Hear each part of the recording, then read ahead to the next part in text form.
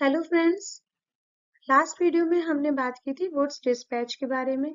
Woods dispatch में जो भी गाइडलाइंस दी गई थी, एजुकेशनल गाइडलाइंस, उस वो इंडियन एजुकेशन सिस्टम में एक रिवोल्यूशनरी चेंज उसकी वजह से आया था।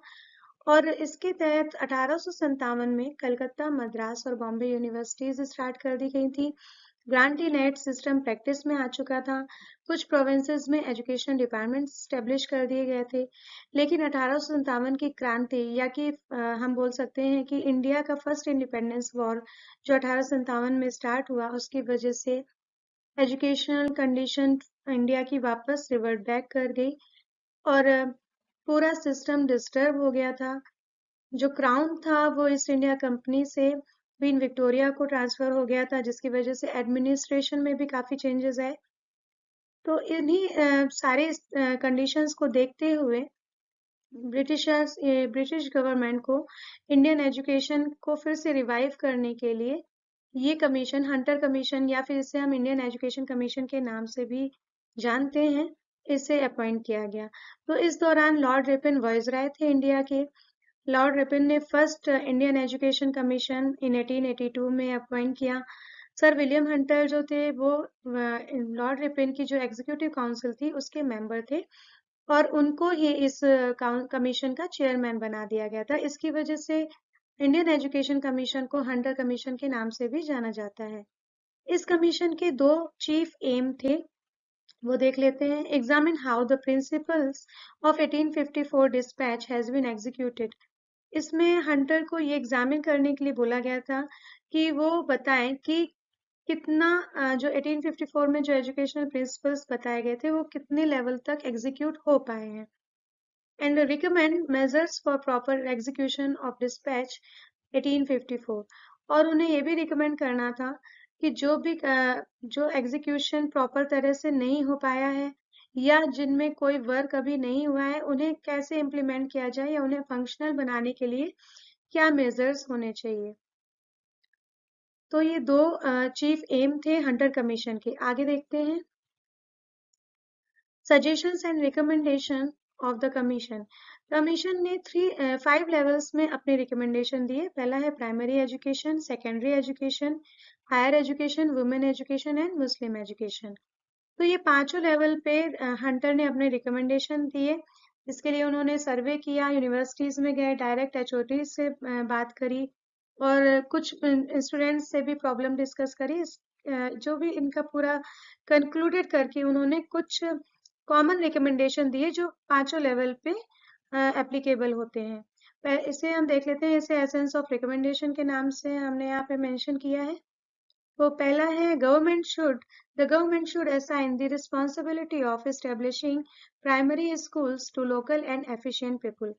उन्होंने बोला कि गवर्नमेंट को जो प्राइमरी स्कूल्स के एस्टेब्लिशमेंट की रिस्पॉन्सिबिलिटी है वो लोकल और एफिशिएंट पीपल को असाइन कर देनी चाहिए, क्योंकि गवर्नमेंट बहुत ज़्यादा रिस्पॉन्सिबिलिटी लेके उसे परफॉर्म नहीं कर पा रही है, तो उसे लोकल जो भी लोग एफिशिएंट है कर सकते हैं उन्हें ये रिस्पॉन्सिबिलिटी दे देनी चाहिए। And hand over the management of secondary school and colleges to individual institution running efficiently. और जो सेकेंडरी स्कूल और कॉलेजेस का मैनेजमेंट है वो उन इंस्टीट्यूशंस को दे देना चाहिए जो एफिशिएंटली रन कर रहे हैं और इंडिविजुअली लोग उन्हें चला रहे हैं। Second is the rules of grant be made more liberal and encourage individuals effort in educational field. जो रूल्स होते हैं जो होने चाहिए ग्रांट्स के, वो ऐसे होने चाहिए जो लिबरल हो और जिनसे इंडिविजुअल एफर्ट्स को एनकरेजमेंट मिले, जिससे जो एजुकेशनल फील्ड में जो भी लैक हो रहा है, जो भी इम्प्रूवमेंट लाया जा सकता है, उसके लिए इंडिविजुअल जो एफिशिएंट जो स्कॉलर्स थे उस टाइम के, वो अपना एफर्ट करने में पीछे ना हटे, उसे इनिशिएट करें। Next is A school should be inspected before deciding upon any application for grants। कोई भी स्कूल जो कि ग्रांट के लिए अप्लाई करता है उसको पहले इंस्पेक्शन के थ्रू उसको पास आउट होना चाहिए या उसका पहले इंस्पेक्शन किया जाना चाहिए, देन उसके लिए ग्रांट्स प्रोवाइड होने चाहिए। Next is all people working in educational field should be acquainted with the rules of grant. जो भी लोग educational field में working हैं वो जो ग्रांट्स के रूल बनाए गए हैं उनसे परिचित होने चाहिए या उन्हें सारे रूल्स पता होने चाहिए. Last is no interference should be made in the internal affairs of schools getting grant.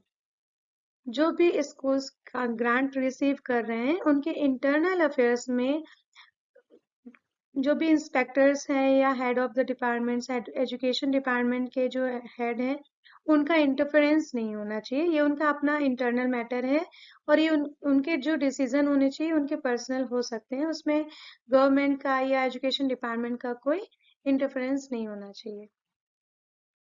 Next हम देखते हैं recommendation on primary education. Primary education पे उनके रिकमेंडेशन क्या थे. अभी जो हमने एसेंस ऑफ रिकमेंडेशन पढ़े ये ऑल दी लेवल्स, जो 5 लेवल्स बताए थे हंटर ने, जो 5 लेवल्स में रिकमेंडेशंस दी थी उन 5 लेवल पे एप्लीकेबल थे.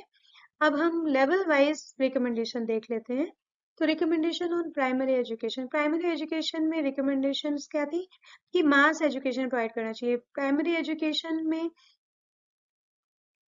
क्योंकि वो अपकमिंग जनरेशन थी तो जो जिस तरह की इलिटरेसी उस समय फैली हुई थी उसको देखते हुए ये डिसीजन लिया गया कि जो अपकमिंग जनरेशन है वो from the lower level he educated होनी चाहिए. तो मास एजुकेशन प्राइमरी लेवल से ही उन्होंने रिकमेंड किया.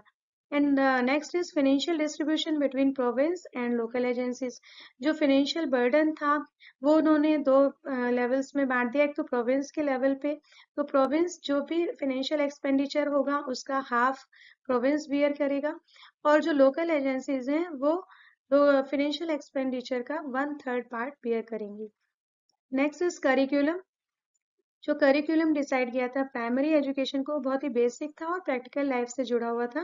तो इसमें प्रैक्टिकल मैथमेटिक्स, जो डेली कैलकुलेशंस, प्रैक्टिकल जो भी मैथ की ज़रूरत होती है डेली लाइफ में वो थी. अकाउंटिंग था, सिंपल साइंस थी, जो भी साइंस एप्लीकेबल साइंस होती हैं वो थी. General knowledge of health and hygiene. Health और हाइजीन के बारे में एक कॉमन जो जनरल नॉलेज है, डेली रूटीन अपना कैसे करना है, खुद की सेल्फ हाइजीन कैसे मेंटेन करनी है, इन सब की नॉलेज दी जाती थी प्राइमरी एजुकेशन में. Medium, native language was the medium. जो वर्नैकुलर लैंग्वेज थी, जो रीजनल लैंग्वेज थी, वो ही as a medium, teaching medium के तौर पे रखी गई थी. Next is teacher training school. Teachers के लिए ट्रेनिंग स्कूल्स एस्टेब्लिश करने की बात यहाँ पे कही गई है जिससे क्वालिटी ऑफ टीचिंग इम्प्रूव हो सके और टीचर्स स्किलफुल हों. आगे देखते हैं रिकमेंडेशन ऑन सेकेंडरी एजुकेशन. तो सेकेंडरी एजुकेशन में उनके क्या रिकमेंडेशन थे. इसमें जो करिकुलम था सेकेंडरी एजुकेशन का उसको 2 पार्ट्स में डिवाइड कर दिया गया था. कोर्स ए जिसमें लिटरेरी एजुकेशन था एंड कोर्स बी जिसमें वोकेशनल एजुकेशन प्रोवाइड की जा रही थी. तो कोर्स ए लिटरेरी एजुकेशन उन स्टूडेंट्स के लिए थी जिन्हें और हायर एजुकेशन लेनी थी. तो इसमें लिटरेरी एजुकेशन या इंग्लिश लिटरेचर वगैरह इसमें स्टडी की जाती थी. एंड कोर्स बी में वोकेशनल एजुकेशन प्रोवाइड की जाती थी जिसमें स्किल डेवलपमेंट, इंडस्ट्रियल एजुकेशन या कोई भी स्मॉल इंडस्ट्री सेटअप करने के लिए ऐसी एजुकेशन प्रोवाइड की जाती थी जिससे स्टूडेंट्स अगर हायर एजुकेशन नहीं लेना चाहते हैं तो वो अपनी लिवलीहुड को अर्न कर सके थ्रू कोर्स भी. तो ये था रिकमेंडेशन ऑन सेकेंडरी एजुकेशन. आगे देखते हैं suggestions on higher education. Higher education के जो सजेशन हंटर ने दिए थे उनमें पहला है recommended for educated Indians for lecturer. Higher education recommend की गई थी उन एजुकेटेड इंडियंस के लिए जो लेक्चरर फील्ड में जाना चाहते थे. Second is aims of higher education. Aim क्या थे हायर एजुकेशन के, वो थे moral progress, national social duty and duty towards humanity. जो भी हायर एजुकेशन रिसीव करते हैं उनका मॉरल प्रोग्रेशन उसमें दिखना चाहिए. नेशनल और सोशल ड्यूटीज यानी कि अपने नेशन के प्रति, अपनी सोसाइटी के प्रति उनकी जो ड्यूटी हो वो अपनी ड्यूटी को समझें और उसके प्रोग्रेशन में उनका कंट्रीब्यूशन होना चाहिए, उसके इम्प्रूवमेंट में उनका कंट्रीब्यूशन होना चाहिए. एंड ड्यूटी टुवर्ड्स ह्यूमैनिटी, और ह्यूमैनिटी के प्रति भी वो अपनी ड्यूटी को समझते हो और उसे उसका एक तरह से एक्सपेंशन भी करें. तो ये हायर एजुकेशन के एम्स थे। करिकुलम देख लेते हैं। ब्रॉड करिकुलम था हायर एजुकेशन का, जो कि टोटली बेस्ड था ऑन इंटरेस्ट एंड एप्टीट्यूड। किसी भी इंटरेस्ट और किसी भी एप्टीट्यूड के स्टूडेंट्स अपने अकॉर्डिंग अपना सब्जेक्ट, अपना करिकुलम सेलेक्ट कर सके, उनके पास इतनी चॉइस हो कि वो अपने इंटरेस्ट के अकॉर्डिंग अपने फर्दर जो भी सब्जेक्ट्स हैं उन्हें ले सके और उस पर हायर एजुकेशन रिसीव कर सके। तो ये सारे सजेशन थे जो कि हायर एजुकेशन में दिए गए थे। आगे देखते हैं। वुमेन एजुकेशन के लिए हंटर के रिकमेंडेशन देख लेते हैं। ग्रांट फॉर गर्ल्स स्कूल के लिए ग्रांट्स प्रोवाइड होने चाहिए, फ्री एजुकेशन मिलनी चाहिए उनको। प्रोविजन फॉर स्कॉलरशिप का भी प्रोविजन होना चाहिए। And hostels for poor girls जो अफोर्ड नहीं कर सकते एजुकेशन को या उनके लिए एक्सेसिबिलिटी नहीं है, तो उनके लिए प्रॉपर हॉस्टल्स होने चाहिए जहाँ पे सारी फैसिलिटीज मिलनी चाहिए, फूडिंग की, लॉजिंग की एंड स्टडी की। And next is recommendation for female teachers and women inspector. उन्होंने फीमेल टीचर्स भी रिकमेंड करी थी। अगर हम गर्ल्स स्कूल की बात कर रहे हैं या हॉस्टल्स की बात करें तो वहाँ पे फीमेल टीचर्स होनी चाहिए, और ऐसे स्कूल्स को इंस्पेक्ट करने के लिए, इनके इंस्पेक्शन के लिए प्रॉपर वुमेन इंस्पेक्टर्स को अपॉइंट किया जाना चाहिए। तो ये थी बात वुमेन एजुकेशन की। नेक्स्ट है मुस्लिम एजुकेशन। मुस्लिम एजुकेशन के लिए उन्होंने रिकमेंड किया कि सेपरेट स्कूल होने चाहिए। जो ट्रेडिशनल स्कूल्स चल रहे हैं उनका एनकरेजमेंट होना चाहिए, उन्हें प्रॉपर एनकरेजमेंट मिलना चाहिए थ्रू थ्रू उनका मॉरल हाई करके, उन्हें सपोर्ट देके उनको एनकरेज करना चाहिए। फिनेंशियल एड्स मिलने चाहिए मुस्लिम स्कूल्स को। And appointment of Muslim inspector, और ऐसे स्कूल्स के इंस्पेक्शन के लिए मुस्लिम इंस्पेक्टर्स का अपॉइंटमेंट किया जाना चाहिए। तो ये सारे रिकमेंडेशन थे women education and Muslim education के लिए।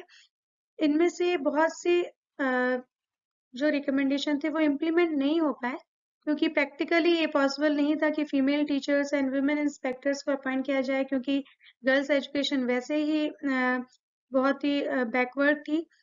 तो फिर भी काफी इनिशिएटिव उन्होंने, बहुत से पॉइंट ऑफ व्यू ऐसे रखे जिन्हें इनिशिएटिव लिया जाना चाहिए इन फर्दर जो भी प्रोग्रेशन होती है इंडियन एजुकेशन की, तो उनमें उन पॉइंट्स को कंसीडर किया जाना चाहिए, ऐसा उन्होंने रिकमेंड किया था। एंड ऐसे ही मुस्लिम एजुकेशन की अगर हम बात करें तो ये भी उस लेवल पे सक्सेसफुल नहीं हुआ, लेकिन हाँ फिर भी मुस्लिम्स एजुकेशन के लिए एक इनिशिएटिव था कि हंटर ने अपने रिकमेंडेशन में इसको भी मेंशन किया था।